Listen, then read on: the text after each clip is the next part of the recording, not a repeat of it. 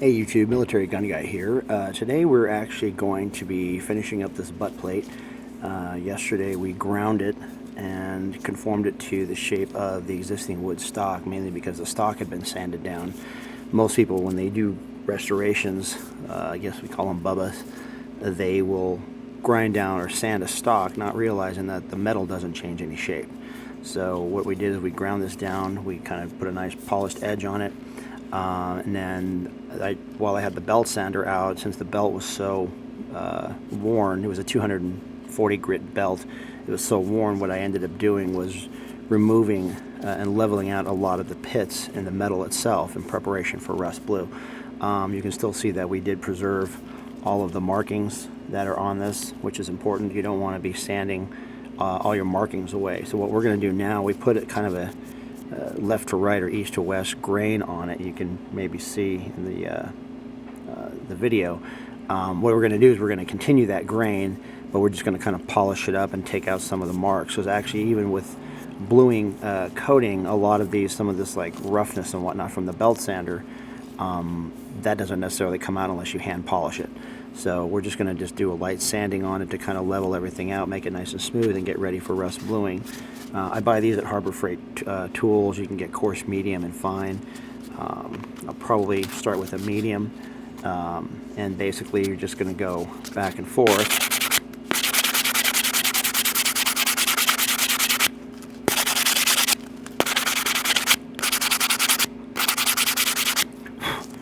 And then you can see it kind of starts to level out the finish a little bit better in preparation for the bluing. Then we'll finish it with a fine to kind of bring it up a little bit nicer, make it nice and even, and then we'll get ready for rust bluing. I'm wearing gloves on this only because I don't like finger oils to get into the onto the metal, you know, with grease and whatnot, even though I am going to degrease this thoroughly. And maybe I'm just anal retentive, who knows, it's completely up to you. Some people like having their hands, you know, touching it, so whatever. Okay, so I've hit it with medium grit. It's kind of leveled it out. It's smoothed out this top quite a bit. I could probably hit this corner a little bit more where you can still see a little bit of the flatness from the belt sander. But definitely it's leveled the finish out nice enough. It's left a bit of a grain. If you look at a lot of old military firearms, they'll actually have grain to the metal similar to wood, where it'll actually I guess how the metal is made, and when it's finished, it has, you know, north or south or east or west, sort of a I don't even know the word for it. But ideally, you want to try to preserve that as much as possible. It actually keeps the integrity of the metal, and as far as your final finish. I've seen on old Lugers where they have some of the finishing has been done that way. So again, with this is a 1893 Car 88, so.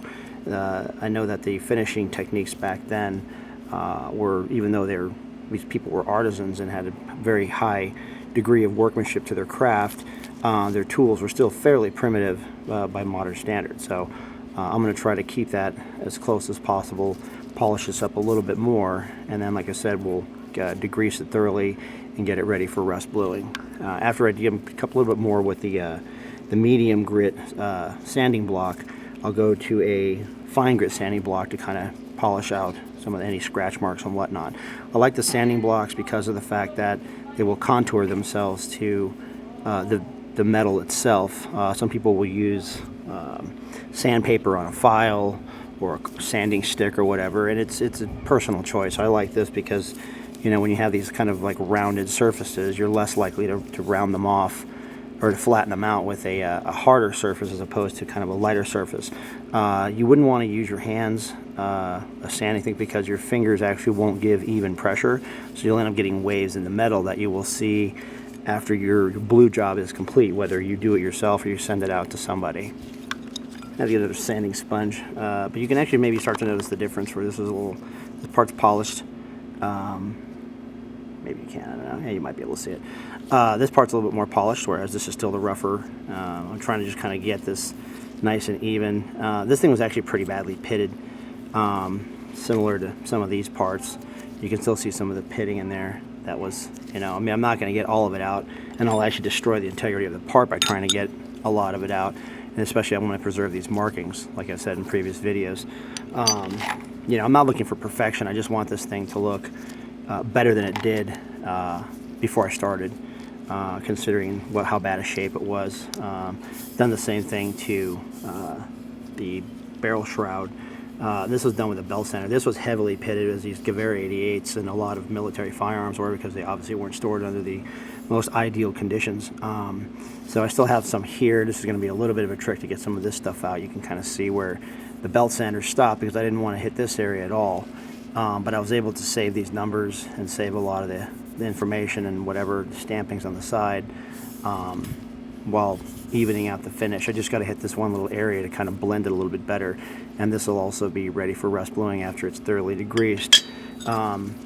These are wet sanding blocks. You can use water or oil if you want to polish it up. The thing is, you'll have to just degrease it very, very thoroughly when you're done. Preparation is, or surface prep is, the key for any good top coat job, whether it be Cerakote, Duracoat, bluing, parkerizing, etc. You can use water. My only concern is that you may get water into small areas like up in here, whatnot, where obviously you can't sand, and you'll have to go through a process to actually kind of clean up the metal to get the rust out. Otherwise that'll spread and kind of screw up your job.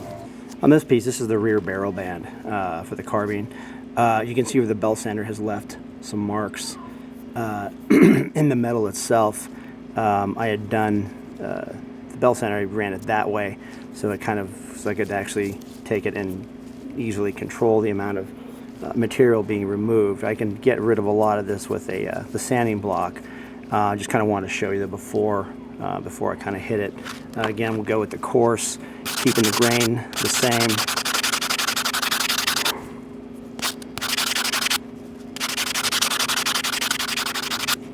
And you can see within a few minutes, not even that, even a few passes, with a couple seconds, it actually starts to clean it up nicely. Again, this, the quality of your surface prep is going to determine how nice your top coat's going to look. You see a lot of firearms that have been redone where they've been over polished or polished incorrectly, and unfortunately it affects the top coat to where you'll see ripples and waves, you'll see numbers rounded off. Your goal is to try to do as little damage as possible. Obviously I'm sanding on a 100-year-old piece of metal, so that's a little bit hypocritical, but my goal in this is to make this as authentic and original as possible, while stopping the rust, removing removing as much old damage as possible, and then putting a top coat that's going to be durable.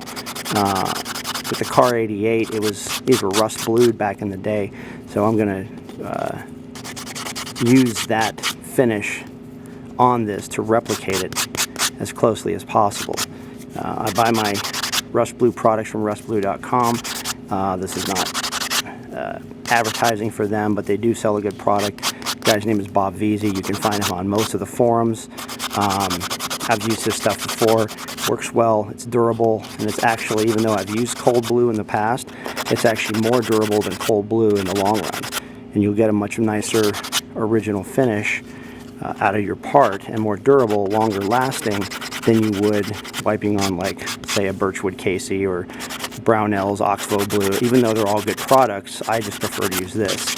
I have not tried the Belgian blue. There's a couple of other manufacturers out there that make bluing products that I haven't tried. I kind of tend to stick with what works depending on what I got going on.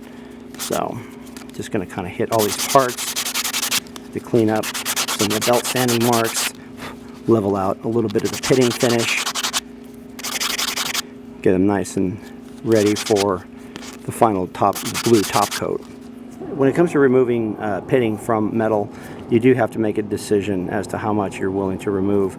I had hit this with the belt sander and was able to level it out somehow, but these areas are actually depressed areas in the metal, just from, I guess, natural formation of the metal when it was done 100 years ago. Unfortunately, I also have to retain this number and this Arsenal stamp, which was already faded before I even started. So I could literally grind this flat and smooth and perfect, but then I would lose this piece here and would actually lose a lot of the originality of the part. Losing the numbers it's pretty much, it's irreparable damage. So you want to try to avoid that. You can see some of the little dimples and stuff. This was again also done when this piece was made 100 years ago. You can go for a perfectly flat, smooth surface, but unfortunately you are going to have a trade-off of having a damaged, irreparably damaged product or piece. So your best bet is just to scour it and clean it and grain it as best you can while still keeping everything as sharp as possible. When I first got this rifle, this was actually very heavily pitted from the wood soaking up water and then sitting against 100 years against the barrel, the metal barrel. So I had this bead blasted before I even started to kind of prep the finish, get all the rust out of it, level out some of the finish a little bit before I started cleaning with varying grades of sandpaper. Again, it's your decision if you want to try to remove, as you can see, the pitting. I mean, you can literally get it to where it's smooth as glass, but again, you're also going to be compromising lightly the integrity. This is very thin wall steel. While this is not a critical component, you don't want to get, rust through as almost as bad as breaking through the surface of the metal. So you'll have to kind of make a decision as to what's acceptable. This will be hidden by the wood right about to there, so you won't even see it once it's blued, and it'll actually look a lot cleaner when it's done. You can also use a Scotch-Brite pad to remove, I got a pretty nice finish on this. So this will end up with a matte finish. I don't like the high polish finishes unless the weapon calls for it, but this is like we give you like a matte finish when the rust blew. You can polish this up even further with one of those Scotch-Brite pads to kind of get some of what some of the sanding sponges don't remove. That way you're not, once you hit a certain point of finishing your metal, you don't want to go any further, because now, even though you are removing metal to resurface it, you don't want to be taking this thing down to where it's going to compromise its integrity by making it too thin or making it look uneven and wavy. So again, it's metalworking for any firearm restoration project is tedious and time consuming, and so this is where the vast majority of your cost comes in when you're sending a weapon out to be reblued. The gunsmith has to spend a lot of time cleaning, depending on the integrity and the condition of the weapon before you start. He has to spend a lot of time cleaning and resurfacing, making this thing look as good as possible because obviously it's going to show through his top coat. So the actual hot caustic bluing is not really difficult. It's just mainly dipping in a chemical tank and then doing all the degreasing, the dipping, and then the final finish. But it's the surface prep that's going to really make your job look good. So take your time and make this thing look as best as you can. Polish it up, make it look good, make it look smooth, clean, even. But try to preserve your markings, try to preserve your stampings, because that's going to definitely show your skill as a gunsmith, or as even a home gunsmith like I am. Something I did want to show you real quick is the before and after, or after and before. The right side is a butt plate that was taken off a Gewehr 88. You can still see it has the German Arsenal stamp on it, but it's pretty, these things were not stored in the best of conditions. And the one to the left was actually in worse condition when I started. You can see the pitting in the finish. You can see just the uneven roughness. This can, with bead blasting, some light belt sanding, and some hand finishing, you can actually make the right one look as good as the left one. Just take some time and some effort, and ideally, if you want to get into metalworking, find an old piece of metal that looks in this condition, no historical collector value, and just start practicing on it, and you can start developing your own techniques and you kind of get a feel for how this thing works and how, what pressures to apply and whatnot. So once again, the left side, some of the World War I and pre-World War I German weapons were actually polished after they were forged. So in this case, this one was not. This one actually had a blued butt plate, so that's what the finish that's going to go on it. But you can actually polish this up with on a bench grinder with some chrome polish, or even like some cutting rouge, and polish this thing literally to mirror shine, to look like literally as good as the day it was made. But also, again, it depends on the finish that you want to put on top of it.